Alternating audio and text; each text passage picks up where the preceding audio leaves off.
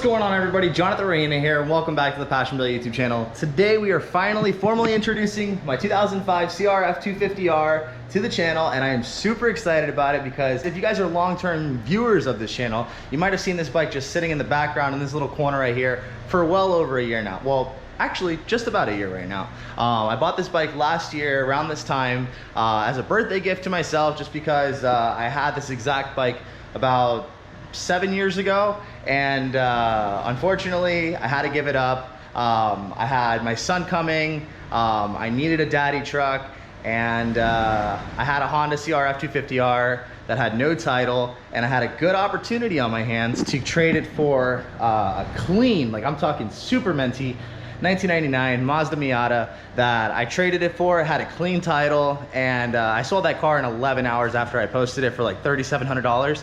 I wish I would have kept it because I probably could have got way more for it now, but sold that car for $3,700, and then the next day I went out and bought my Trailblazer for $2,500, and that Trailblazer right there, and that's the one that you guys have seen plenty of videos on this channel. But I just got my CRF250R back from Mike Wilshaw. He just rebuilt the engine, and she is running solid. I had the bottom end rebuilt with the hot rods crankshaft, a Wiseco piston. He also went through the cylinder head and swapped out the valves from the factory titanium valves and upgraded them to the stainless steel valves, so we don't have to worry about having to shim and adjust our valves every 10 hours or so.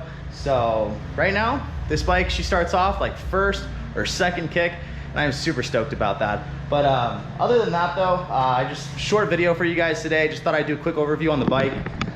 This is my 2005 CRF250R. Like I just mentioned to you, the engine has just been rebuilt, mainly the bottom end. The top end, we just did the valves and the springs on it. But other than that, it's relatively stock. There's nothing else modded on it.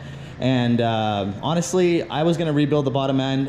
If you guys have noticed, on the top of that shelf up there, I've had the rebuild kit up there since pretty much I bought the bike.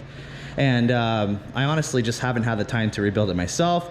I got a steal of a deal from Mike Wilshaw. He's definitely the go-to guy.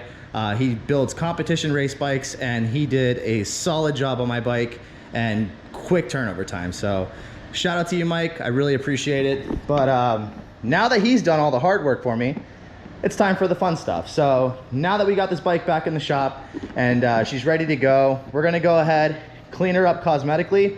The frame right now, I don't know how well it shows up on camera, but the frame is absolutely hideous from just sitting for, I don't know how long this bike was even sitting for before I bought it, but for sitting for so long. The plastics, this is definitely not my race number. All the plastic graphics and stuff like that are all scratched up. Plastics are all scuffed up. Gonna get rid of this seat cover and swap it out for a gripper seat. And cool thing about this bike is when I bought it, basically had brand new tires on it, brand new brakes on it, and the previous owner had a Hinson clutch installed on it as well by a shop. So that was pretty nice that I got this bike with those mods already. But when I got it, the bike came with a seized bottom end, and that's where Mike came into play and rebuilt that for me. I actually have, let's see, the crankshaft from the bike, and as you can see, this connecting rod does not move. And I guess you guys can see right there, I think that's like a thrust washer, or thrust bearing, whatever one you want to call it. That said goodbye and caused the crankshaft to seize up. So unfortunately, this OEM crankshaft had to go, but now we have the hot rods crankshaft in here, and she's running absolutely solid, as you saw. And guys, I am just so thrilled to finally have this bike back. It's coming up on summertime. As you can see, I am dripping sweat right now. It's just like the beginning of March right now, and it's like 100 degrees right now in Florida.